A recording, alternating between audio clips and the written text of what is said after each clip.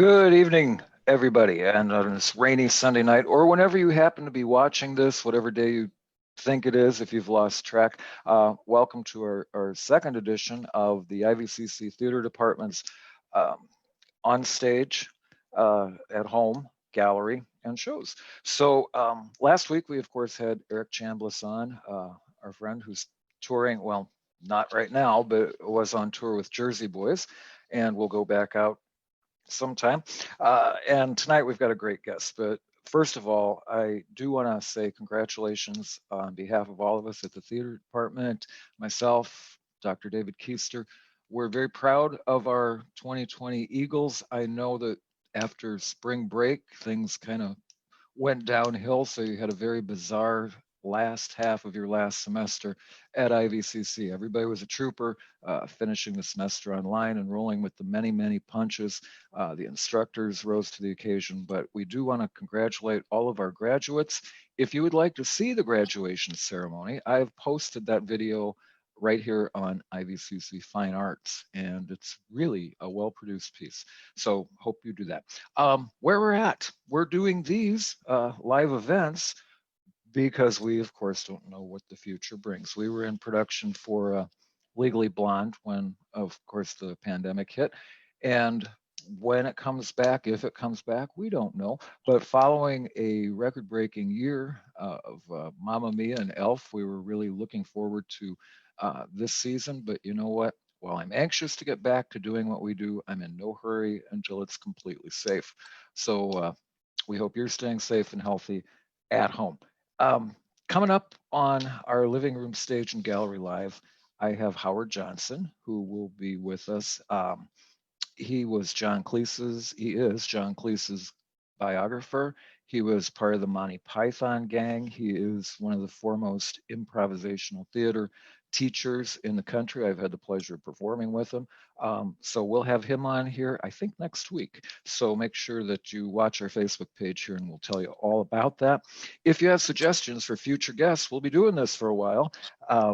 So I'd love to hear some suggestions, somebody in the arts. I'd love to get some community theater people in here from all the community theaters to discuss we're all in the same boat paddling into the unknown waters together. Broadway just released that they won't be opening the Broadway theaters until after Labor Day. Many of the shows have become casualties of this. I just read that Frozen on Broadway is shut down permanently. So this is really taking a toll on theater, and we're all the arts. So we're all in this together, trying to figure out what the next step is here. Make sure you share this video. Now, watching live, we're so happy because you can participate and ask questions and comment and all that. Also, these are available afterwards to watch in their entirety, and you can share these on your own page, that sort of thing. So spread the word, and welcome to tonight's show. In the booth, as you always have to have somebody running tech, in a show, we have my buddy Chad Brokaw. Say hi, Chad. Hello, everyone. Sorry, I had my mic muted. That's okay. That's okay. Now, tonight's guest, I'm excited about because this woman is the executive director of North Central Illinois Artworks. And of course, they, along with the rest of us, rely on crowds and things like that. So we're going to find out what's going on with NCIS, or North Central, NCIA, there we go. Please welcome Chris Coughlin, the executive director. Where's Chris? Coming. There you are. There you are. Hi, Chris. Looking Hi, well. good evening. Staying healthy? Yes, and staying. Yeah, we have been too. The cats think we lost our jobs and we were fired. I think the pets are all in a little bit of shock. They're having a lot more company than they're used to. I know. Not that ours are complaining. They're getting a ton. One will probably run through the background here, so I apologize for the guest appearance if that happens. So Chris, North Central Illinois Artworks over in West Clocks now. I read something very interesting in Variety. It said 2020 is turning out to be a particularly necessary time for cultural enrichment, but from home. And I think we've all been in that same position of doing that, as have you, I know, recently. Now, before we get into all that, how about a very quick history lesson of North Central Illinois Artworks, in case somebody watching may not know what you're all about? North Central Illinois Artworks actually began in about 2010 with a group of visual artists, and they became a 501c3 nonprofit organization for visual artists in 2011. So we're about 9 years old now. As I said, it started out all as visual artists, and their purpose at that time was to show their art, help each other market their art, network, become stronger as artists. And somewhere around 2013, I was involved with the Maud Powell Music Festival in Peru. And the woman who was president of the organization started putting out some feelers in the community to see if we could create an organization that would encompass all of the arts.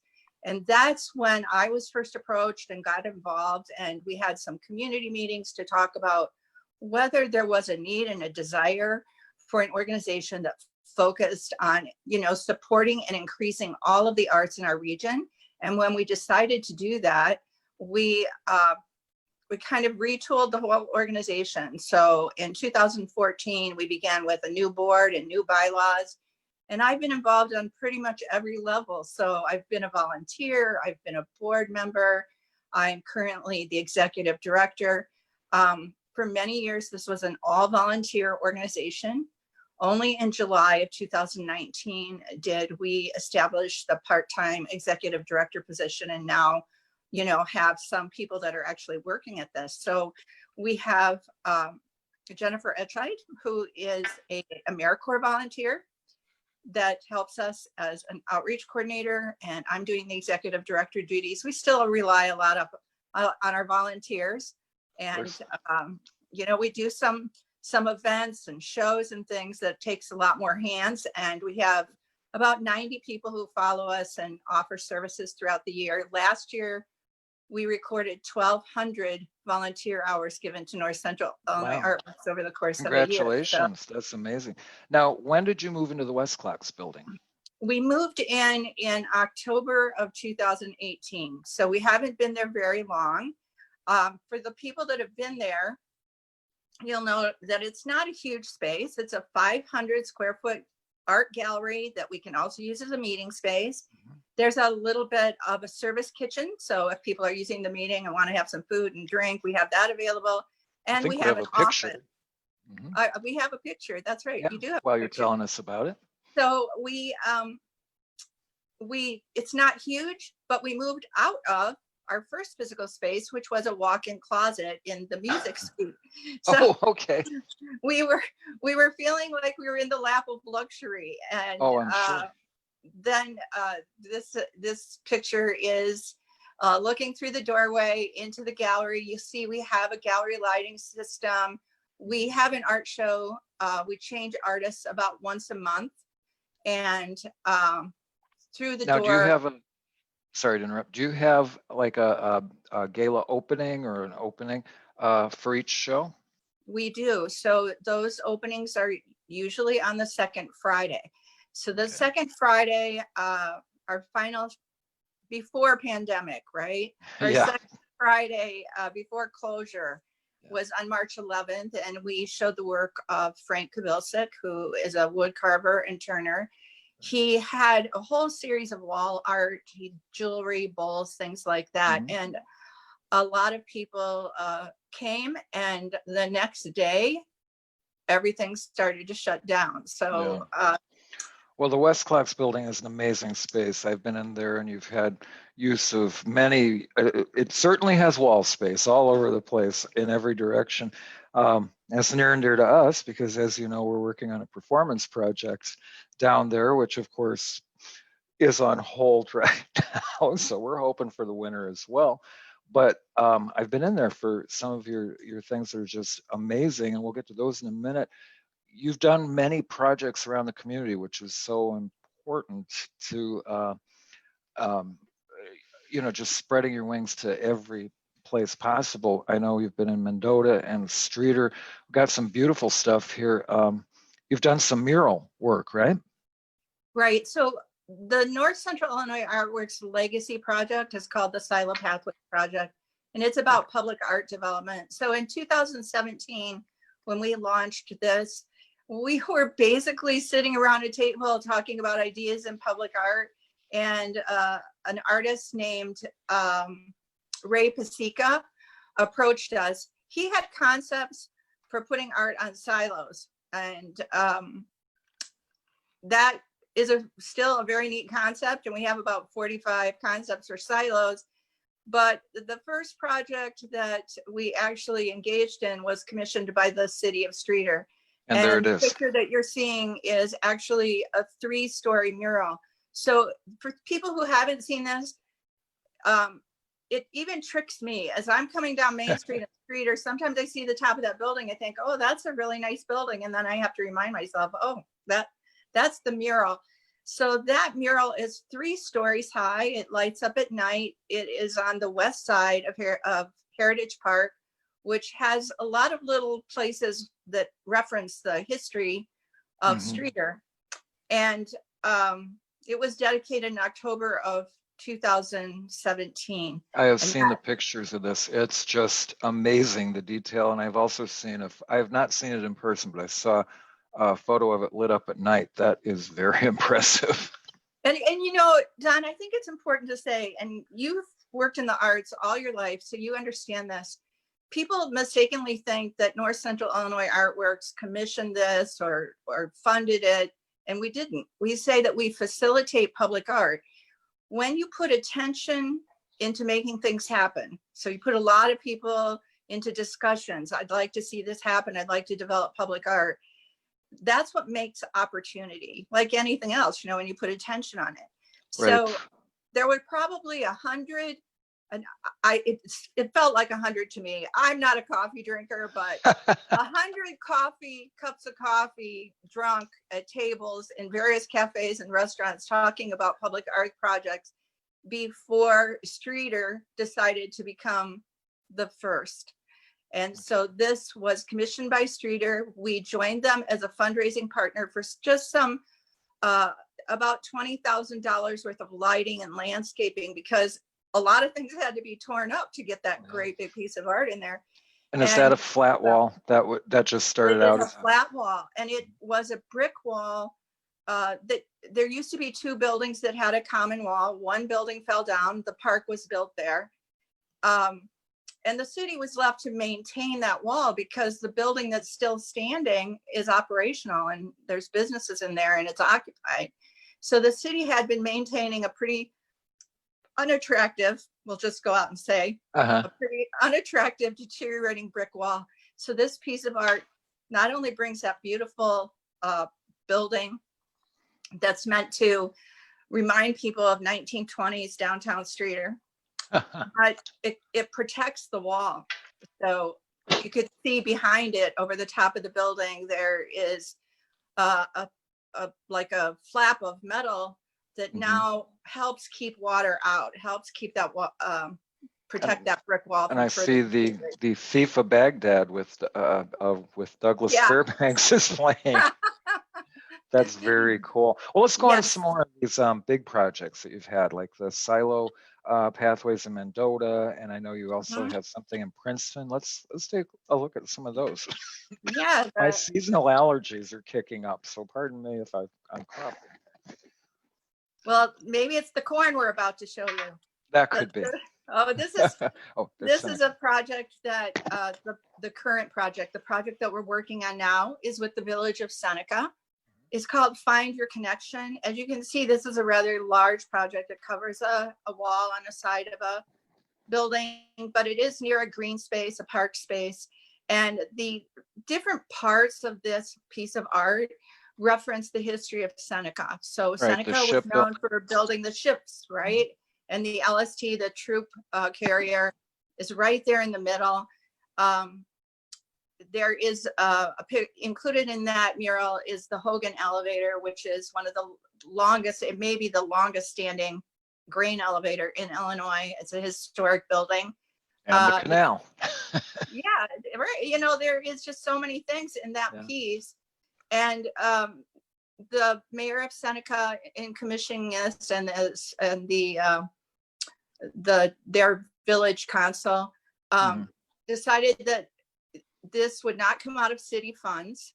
So there are volunteers in that community working with Artworks to raise the money right now to build that piece. And just like anything else, the shutdown hasn't helped with that effort. So we were hoping to see this piece going up at the end of the summer, but if anybody's out there and they have a little connection to Seneca, they can always go to our website and donate to help, make this beautiful piece come alive. Yeah, because this is outside. You could easily social distance while you're painting that, right? Yeah, actually, all these things are getting painted in the artist studio and then assembled on the site. No kidding. And that's another good point to make. And it kind of touches on some people who have studied at IVCC. Local artists have apprenticed with a master artist on these projects. So that's great. Many younger artists have had the opportunity to work with Ray Pasica, who has been an artist for 40 years. Most of his career was in the Chicagoland area, working with corporations and businesses in Chicago. But when he came out here and started working on these projects, he brought in some younger artists and trained them. And we have seen some of these young artists go on to be employed as artists, to develop their own business. We've seen their skill level change. It's really powerful. I believe about 12 young artists have worked in that studio since 2017. That is great to see that training being put in place, because we all know how important that is. What do we got here? I was going to say, let's take perfect. You read my mind, Chad. That's the silo in Mendota, right? Yeah. So that you can't see the whole ear of corn there, but it's a 60-foot ear of corn.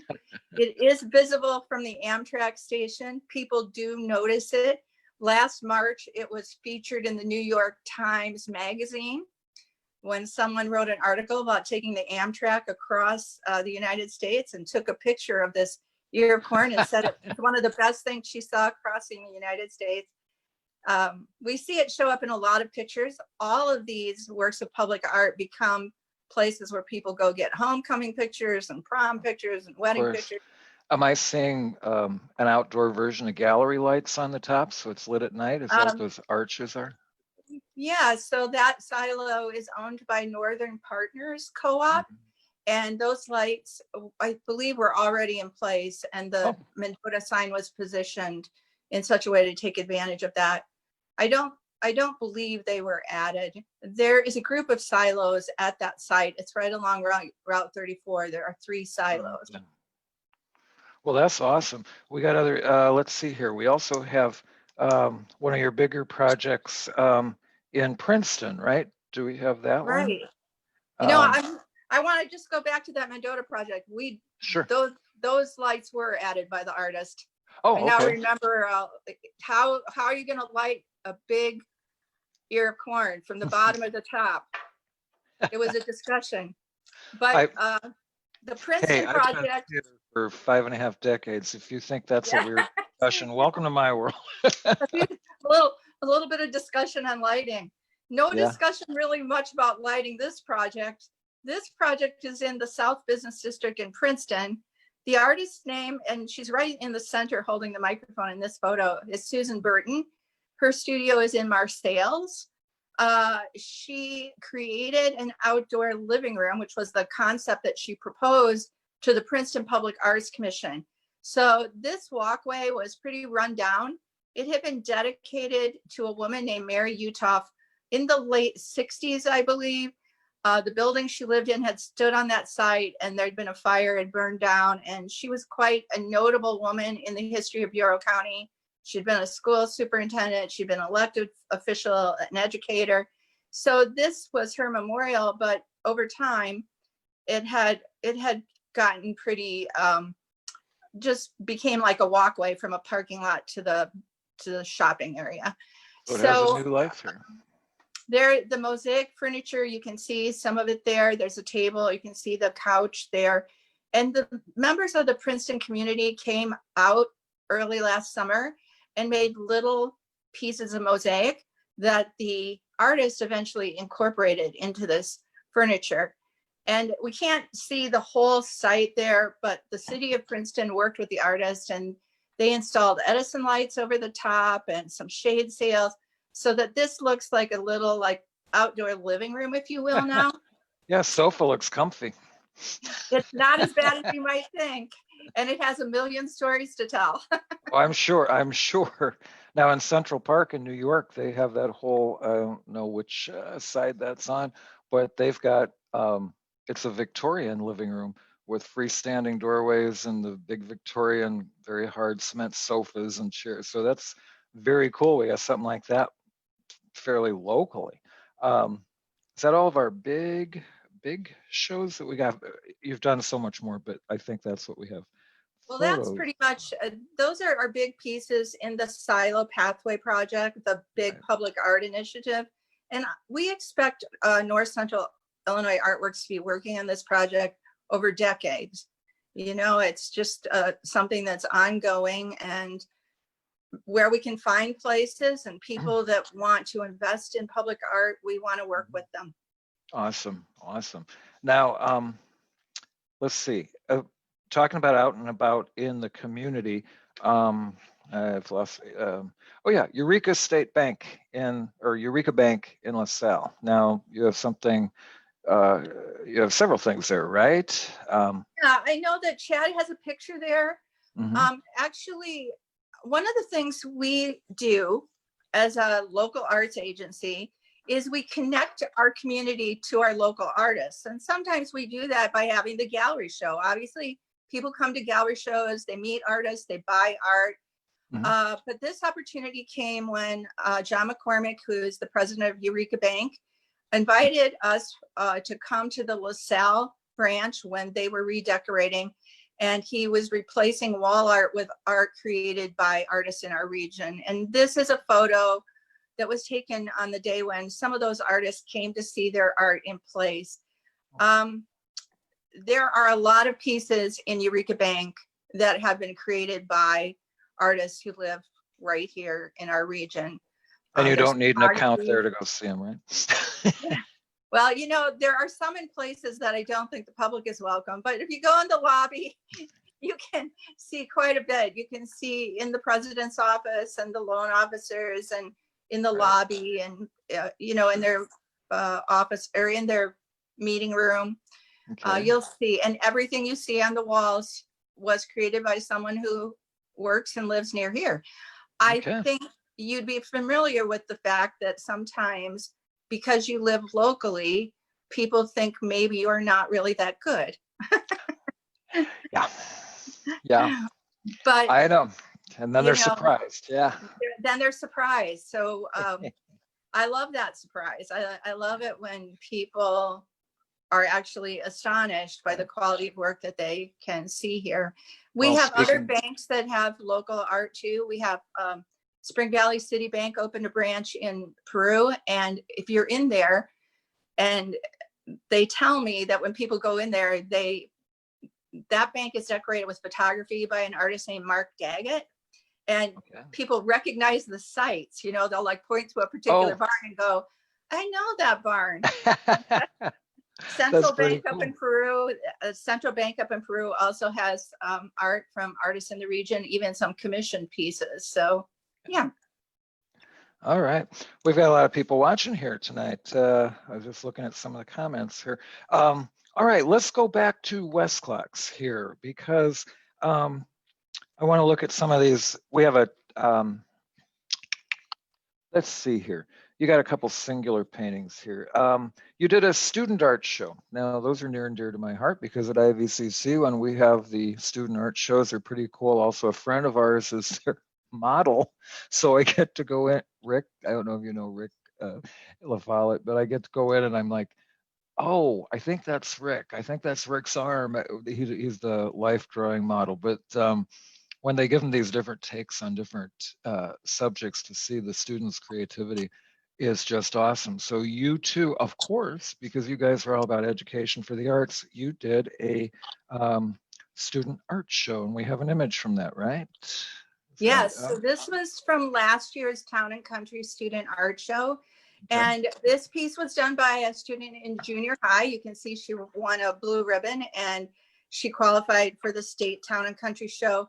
The Town and Country Student Art Show for many years was run by the Ottawa Art League, who also runs the adult amateur Town and Country Art Show, both of which, due to our current situation, were canceled this year. Yeah. But North Central Illinois Artworks took this over. The Ottawa Art League asked if we would consider that, and we felt that was very much in line with our educational outreach. So we plan to continue to have the Town and Country Student Art Show, even though this year it was canceled. You know, we kind of missed it. Okay, I have somebody. Oh, it's Natalie Smigel. She said, "Hey, that's my student." So what's the name of that artist there? Do you remember? I don't, but maybe Natalie does. I think it's Zara was maybe her first name. Okay, I think so. We try not to say the kids' names. Natalie, if you're still, okay. We'll just go with the first name. Sarah, is it? Or is it Sarah? Yeah, okay. Well, we're proud of her. That's a very good job. It's a very beautiful piece. Yep. Now, you had Richard Seth of Ottawa do a gallery show. He was scheduled, for July this year? Well, we're hoping. I gave you a photo of his work because he's a very interesting artist, and we've been canceling our gallery shows. We don't know if when July comes, we're going to be able to be open and have a gallery opening, but this is a very beautiful painting, very typical the work of Richard Seth. And I'm going to interrupt you for a second. Natalie just told me that the name is Sora, S-O-R. Okay. So congratulations. We were close. Close. Thank you, Natalie. So Richard Seth is a very interesting painter. He is elderly, I would say, older than me. And he lives in the south side of Ottawa, and he paints every day. So his scenes, this is a very typical scene for Richard, but because he was planning on having a show coming up in July, I'd say for about the past year, he's been creating quite an inventory of paintings. So we're really hoping that show is able to be held. Well, if he paints every day, you're going to have 365 paintings to show. You've got enough wall space down there. Yeah, it just takes a lot longer for him. He uses the techniques of the old masters. And by that, I mean, when you're painting and you're doing paintings that have many, many, many layers of color. So when you're first seeing this painting, it almost looks like it's red and white. And if you can believe this is the finished work. So if you can be up close to this painting, you can see that grass. You can see all those single blades of grass, leaves on those trees. And he's just an amazing, amazing painter. And we hope we're going to be able to have that show. But if not, I'm sure it'll get rescheduled as soon as we possibly can. I really love his style. That's beautiful. Yeah, it's beautiful. Wow. Beautiful. Okay. And the closer you can stand to it, I tell people that the reason I love buying and owning art is because I can get as close as I want. I can touch it. I can touch it if I want to, you know. Well, one thing that the pandemic has brought to people's living rooms is, I know you can tour the Louvre, you can, all these museums, people are getting to see this stuff without, technically going to see them, but it certainly has exposed a lot of people to a lot of places that may not ever have the chance to go. And as you were saying, just another case of people turning to the arts to make their being at home that much more tolerable. Now, you guys, of course, are very heavily the visual arts, obviously, but you have encompassed artists of all kind. You have music down there. You show film. Speaking of the old masters, I wanted to come, and I think it was in February, and it was freezing cold. What was the one that took years to produce? Was it where they did the whole film animated in the style of Van Gogh? Van Gogh. Yeah. Okay, I was right. Yeah. It was that was an amazing film, a totally animated film. Mhm. I can't remember exactly what month we showed it. A lot of people turned out to It see was that. cold. We actually had 2 showings of it because it was so popular. We've shown many really wonderful films. Sometimes we've been able to have people that were involved with the films present to talk about the film afterwards. One of the films that we showed, well, here's a picture of John Langford. We showed the film Revenge of the Mekons. So those of you that go back to the late 60s and 70s and might remember the Mekons. And there's a documentary film called The Revenge of the Mekons. And John Langford and Sally Timms, who are band members, now live in the Chicago area. And John is quite a well-known artist, and he agreed to let us show his work in our gallery. So we did have an opening. This is his?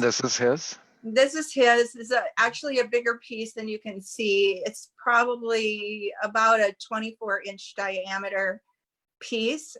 He has a very distinct style. Usually when you get up close to those pieces, all the things you can kind of see in the background, there are little icons and messages. I personally own one that's a picture of a cuckoo. I don't know what that says, but it's full of messages that speak to me. And Look at this detail. a lot of detail. And we were very fortunate to have it because John's work is his gallery that he usually shows and sells from, his kind of like where his agent relationship is, I guess, is in Austin, Texas. So we felt very blessed that we had this in our gallery, that John came and played music on the night of his opening. Right, I was going to say, and while he was there, he did a concert. I think that was the previous picture we had, and then was on hand. On Saturday, we showed the film, and he and Sally Timms talked about the experience of the Mekons and making that film. And then later that night, they did a live performance at the Star Union Spirit. So it was a whole weekend, a whole arts weekend. It was music. It was kind of a discussion and lecture. It was art show. And it was just a fabulous combination of activity. Sorry, I missed that. My weekends tend to be kind of full with shows. Yeah, I'm sure. Well, listen, let's get to something that was one of my favorite things that you did, I think. It was the Trashin' Show, and you did it last July. And give us the concept of this. Everything was made out of garbage, so to speak. Tell us how that. So the concept originally generated from our former president, our board president, Erica DeArcos. And it was going to be a show where models would wear things created by artists that were made from trash or recycled materials. And this is a beautiful mask that was. This was one of my favorites. Yeah, it was made by Mary Janusik.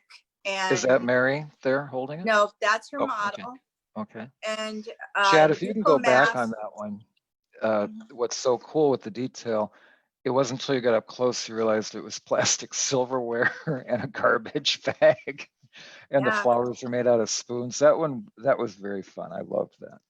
It was very beautiful, and these things went from this show, which was a fun night, of the models walking kind of a fashion walk. There's the fashion walk and one of the beautiful gowns. This gown was made from recycled paperback romance novels.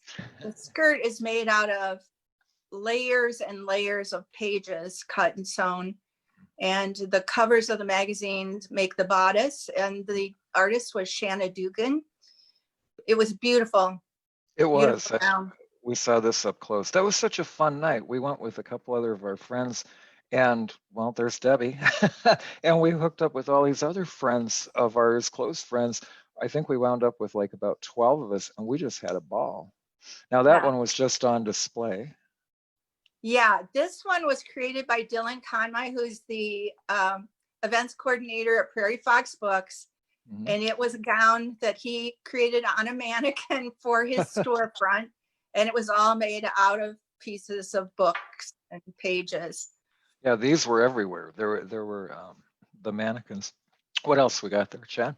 Oh, there's a close-up of that one that was made out of the Out of the romance book novels. pages. And there's Shanna Dugan, the artist, is on the left. And I don't know how many hours she spent on her sewing machine, but if you can see the skirt, there's just layers and layers and layers of strips that were cut from the paperback book.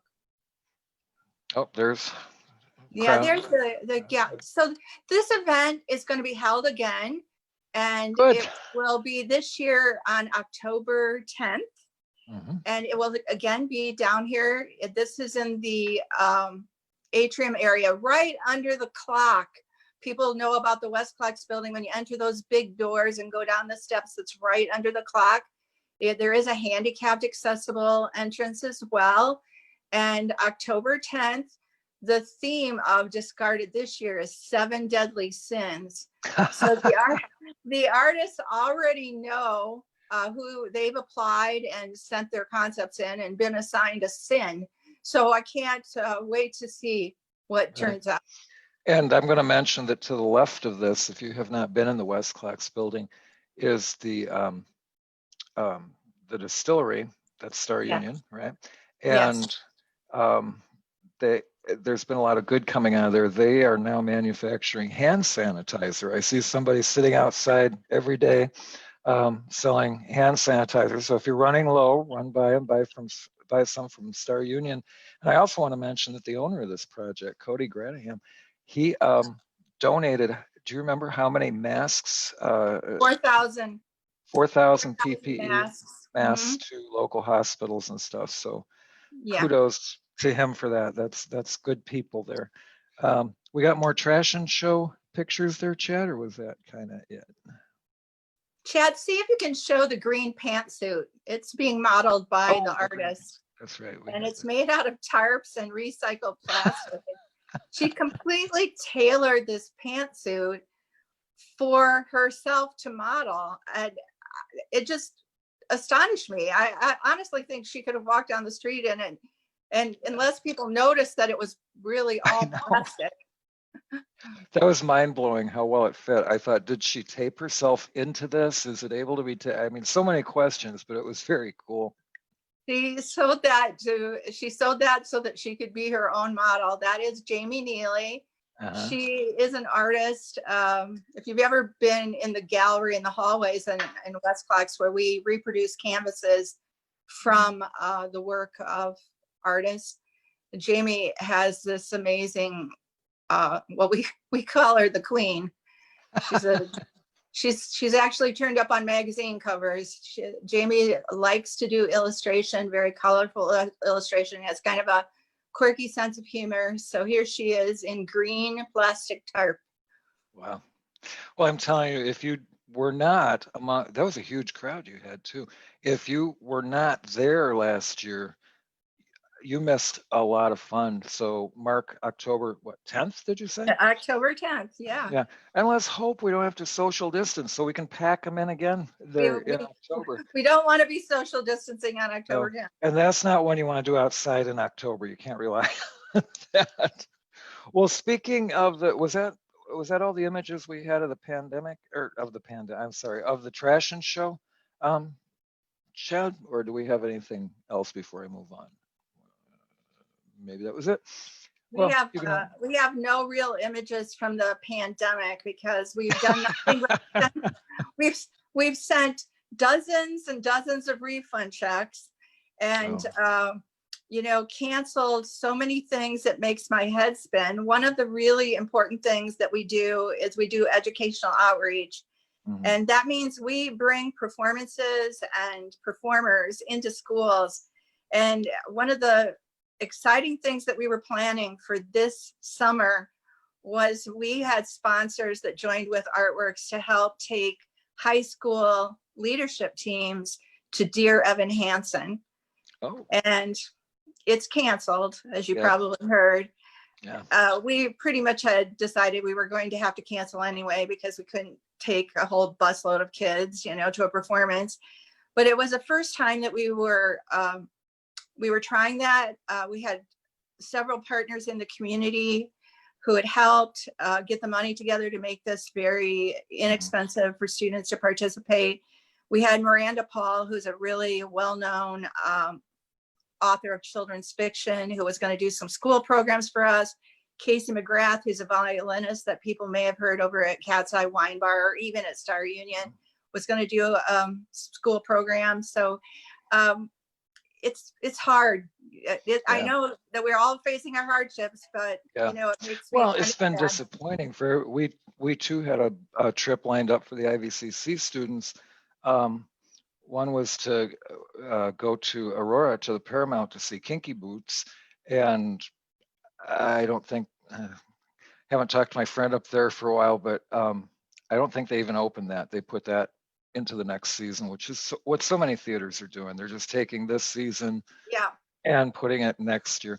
Well, when the Lyric Opera canceled their season, they actually skipped a season. So they're going to have their 2021 season if they can. And the things they canceled in 2020 got moved to 2022. Oh, so, worth waiting for there. It's going to be a while. We also take our improv team at the college over to the Quad Cities. My friend owns Circa 21 Dinner Theater over there, if you've ever been.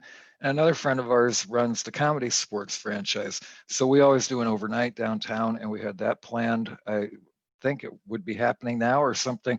But yeah, all of that. But the disappointment of canceling shows and everything. And I know when I canceled Legally Blonde, it was with a heavy heart, but it's like, we have to do this. This is not, there's really not an option. And, you know, we can all hope, but I don't think any of us are going to know a damn thing for people have to understand that in the world of programs like this and theater and even in museum exhibits, that there's an investment that happens before the show hits the stage. And if you can't count on the fact that you can fill the seats, you can't even justify making the investment. So it has to come to a time where we're comfortable again, sitting in our churches, sitting in our theaters, sitting in the movie theater, before I think big theaters even can justify bringing shows in and staging them. And I too have friends that, I had a young friend that was on the national tour of Wicked.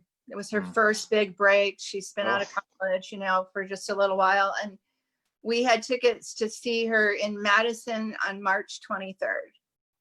Well, didn't happen. And whenever I do get a chance to have a conversation like this, I try to remind people that when you hear discussions about gig workers meaning you make your money by doing many jobs and appearances. And that in many cases describes our musicians, our actors, our artists, designers, I know, music educators, our writers, and they couldn't just waltz into the unemployment office. You know, not that anybody could at this time, but it's hard. It's a very hard time, especially as we're looking to them to entertain us. Right. And now more than ever, it's so important because I wish I could remember all the things I've read here and there. But it's like, let's just remember when we're all able to go back to stuff, that it was the artists, it was the entertainers that, you know, kept our spirits up during this time, or tried to. I mean, you got to remain creative in some sort of way. I mean, being completely a freak about cleaning the house, I keep telling myself is creative. That's not creative. No. Well, I guess it could be. Yeah. Well, in that vein, there's been a lot. We attempted to do a video of some of our cast of Legally Blonde, and we posted it here a while back. And today I saw, I meant to share that. Today, Angle Lane Theater posted a very well-produced video of their cast of their last show or whatever. And they had some great technical know-how. That's great. So we're seeing a lot of things like that online, and you get to participate, but you're not making any money at it. Now, speaking of doing things online during this time, you had a Spring Fling virtual show. Tell us about that. We decided that we had to learn to use our social media better. Obviously, we're out of the art center, out of the office, events aren't happening, and we wanted to stay connected with people. So we launched a Spring Fling virtual art show, and we invited people to submit their art by just taking a photo of it, basically. Or if they had the capacity to scan it in, they could do that as well. And we ran it for about 3 weeks, and we're really surprised to get 50 entries. This is a wood carving that was sent in by Looks like I'm Brian. blanking. Brian, yeah. And he's from Marseilles, it says. Marseilles. And the name of this is Family. Yeah, And beautiful. I just now realized I'm looking at a piece of wood. I've seen it before, but yeah. now, And we got everything from this. Obviously, this was done by a child. it was Ella, who we know. She's 15, out of LaSalle. Oz babies. So a young person, yeah. Yeah. We got many more things from adults than we anticipated, but we did get things from young people and from kids and from photographers. Beautiful. Well, I know that last image sprung from the LP musical. They were doing Wizard of Oz, and they had to cancel it, and Ella was a part of that. So I think a little bit of creativity, at least doing a little bit of Oz there. This is beautiful, this bird.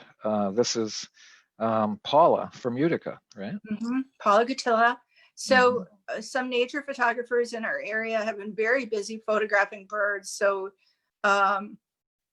Eddie Rodriguez, I think you can find his things under EJ Rodriguez, Paula Gutilla, Mike Vaughn. They've been taking lots of beautiful, beautiful photos of birds. Okay. This one by Paula. And this is cool. This is Corrine, who's 15, from Ottawa, mixed media. What are we looking at here? And mixed emotions, I think. Mixed emotions. Yeah. Well, we got lipstick on. I see. Yeah. And so what we did with this wasn't judged. This wasn't a contest. People submitted it. We uploaded it to our Facebook page and to our website and played it as a PowerPoint so people could see all these images just by going to our website. And then at the end, we drew 10 names randomly. And we gave each of those 10 people a list of local businesses that we reached out and supported by buying gift certificates and gift cards, and gave those to the people that whose names were drawn. And it was really nice because we were able to support businesses like Cat's Eye and Veruki's, and Time Restaurant, and the Uptown, our local businesses. Great. Deb Torrey just commented here on Facebook that she has several of Paula's works. Does she? Yeah. Paula has been one of the very successful photographers in our area. And I know we were talking about the Eureka Bank. She has a piece in the Eureka Bank called Dancing Trees. There's 2 pictures, some variation in them, and they actually were recognized by the Smithsonian Institute. So wow. She's had won contests. She's had her photography published. She's from Utica. And she's from Utica. And another case of where people don't recognize that we have someone in our midst who is really outstanding. Well, I'd say. Well, speaking from experience, I'm always astounded at the amount of talent in all fronts. The visual arts, the performing arts, singers. It's just, for an area our size, it's really mind-blowing. It really is. We have to give a shout out to the amazing arts education that we have in our area, your staff included. I mean, the grade schools, the junior highs, the high schools, and the kind of training that kids get. So it's amazing. Right. So what, I know none of us can say this, but with confidence, but what's next? What's going to be, I know what I'm waiting for, and that's for when it's safe to return to a theater. Because see, while we have 600 seats at IVCC, and we could social distance an audience very easily, there's the matter of the lobby. And then there's the matter of, you're doing a show, how do you social distance the cast?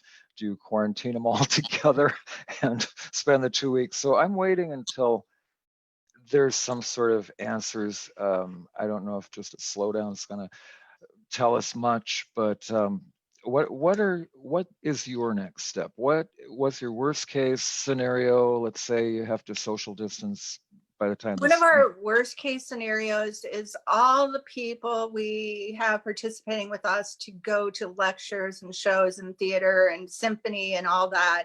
If all, who knows when we're going to be comfortable doing that again. We adopted a program that had been affiliated with the Art Institute of Chicago, the Heritage Corridor Community Associates.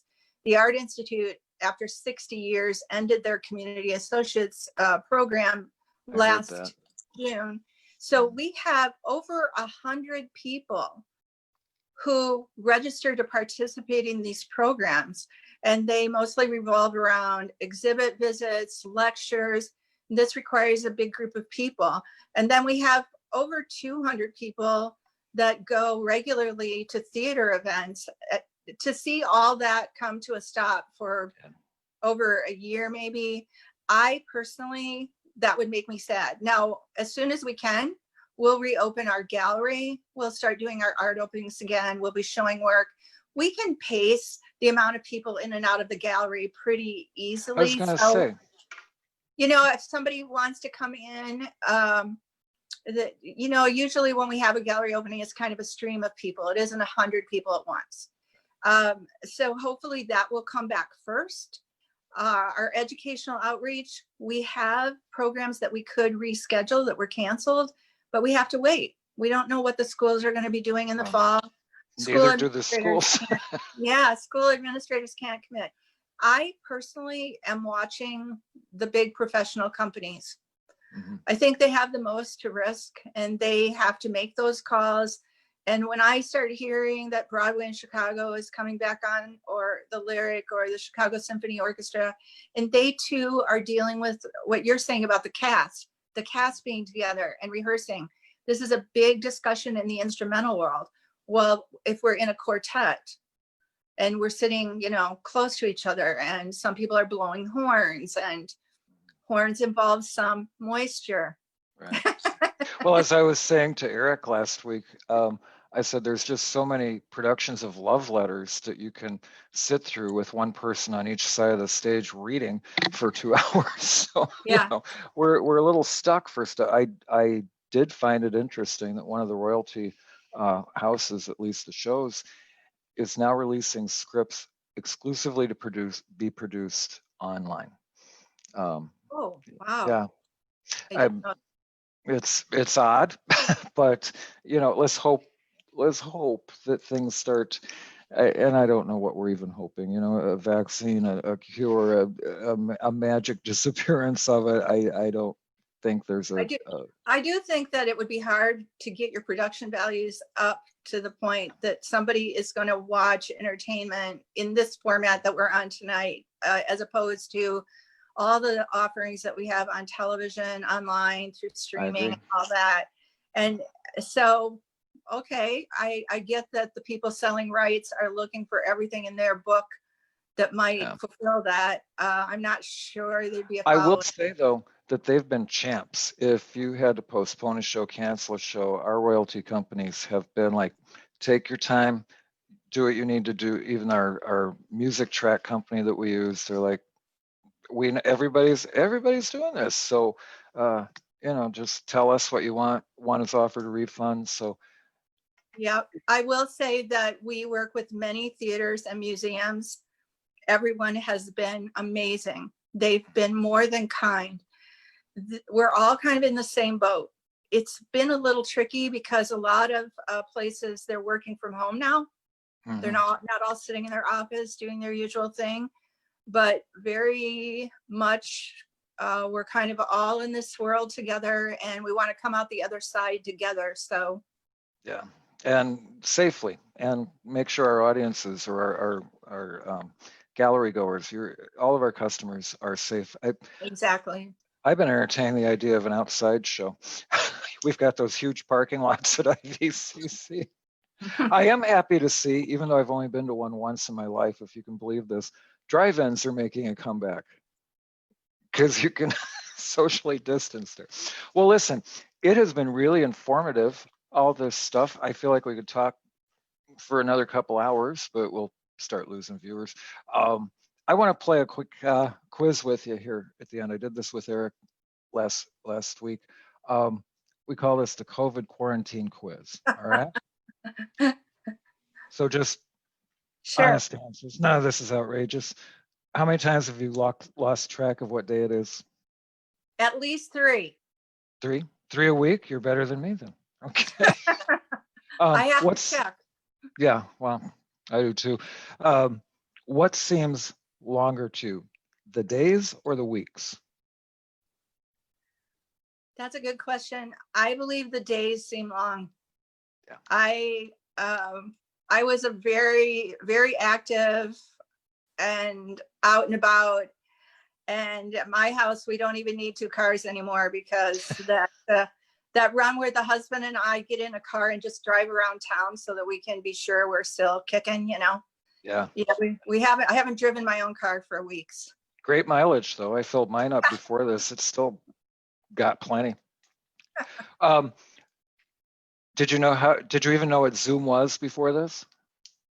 I did, actually. Did you? Were you proficient at it? I had not used it. Okay. I did know that it existed. I had seen my daughter using it for business. She telecommutes already, so she doesn't work in an office. So I was aware of it. I was aware. Okay. How many times have you rearranged your furniture? 0. Hey. What show have you binged? Have you binged any?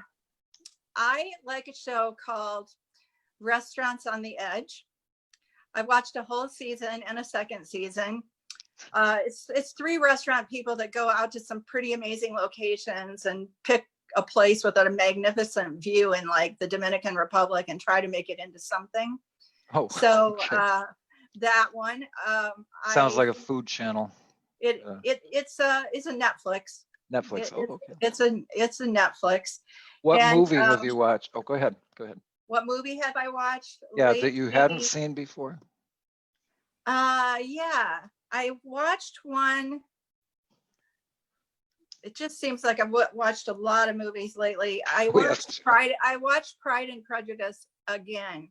Okay. And my husband watched me watching Pride and Prejudice. He said, "Haven't you seen this like a million times?" And I had to admit, yes. How many times have you contemplated putting your husband in the garage for a while?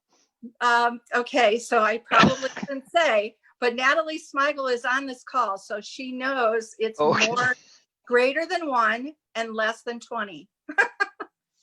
I'd say that's about average in our house here. Are you a Schitt's Creek fan?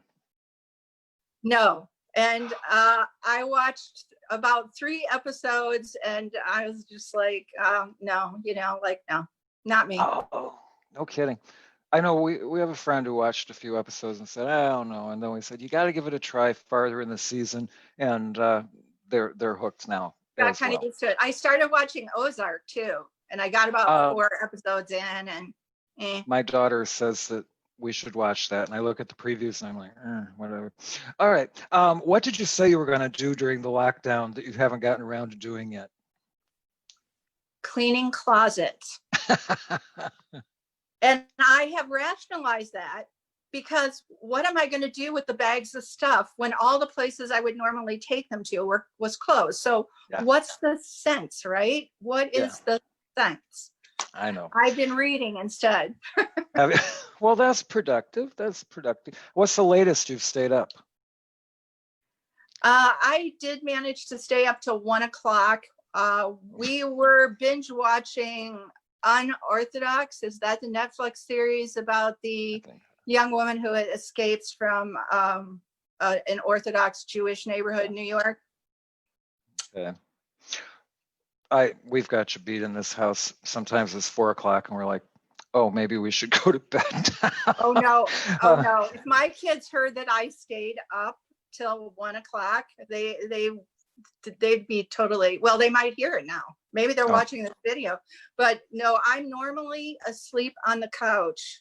And then I move from the pre-sleep sleep, which is the couch sleep, to the Okay. actual sleep. So Gotcha. Well, my daughter's watching, so she knows we stay up till 4 in the morning.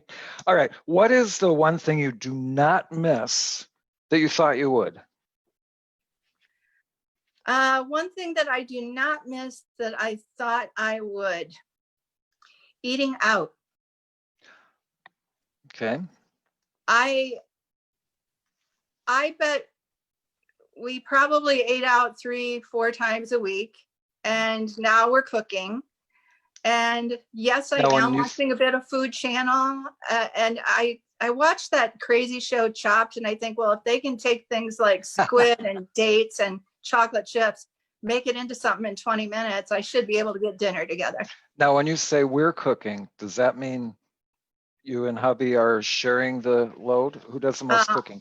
I cook it and he cleans it up, which I think is a great partnership.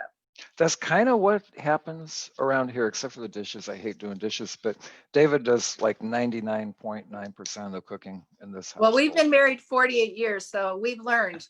Develop your area of specialization and go for it.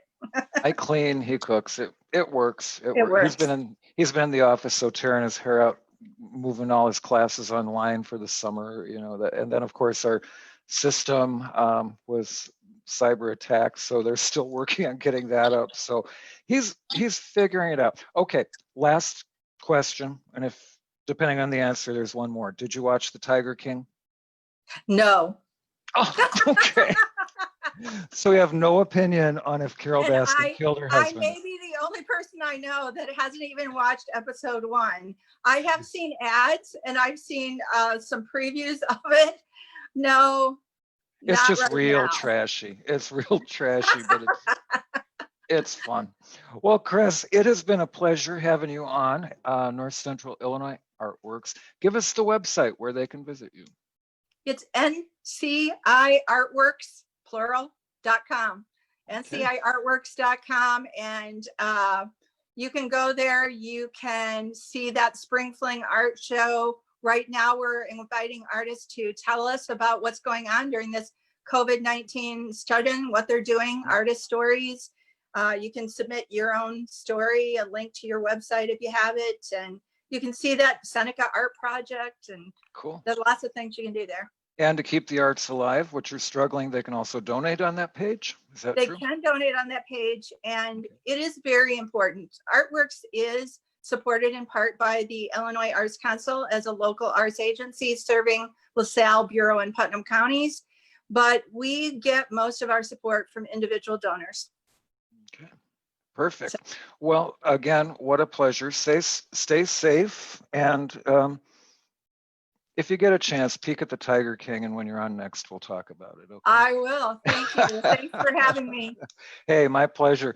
And we thank everybody for watching. We want to remind you, you can share this video on your own page if you like. If you have people who are not part of our group here on IVCC Fine Arts, make sure that you tell them to join our page. After we do these, we see an awful lot of views on them, so we're really happy about that. If you can think of anybody that would make a great guest, love to have them on, because we'll be doing these for a while.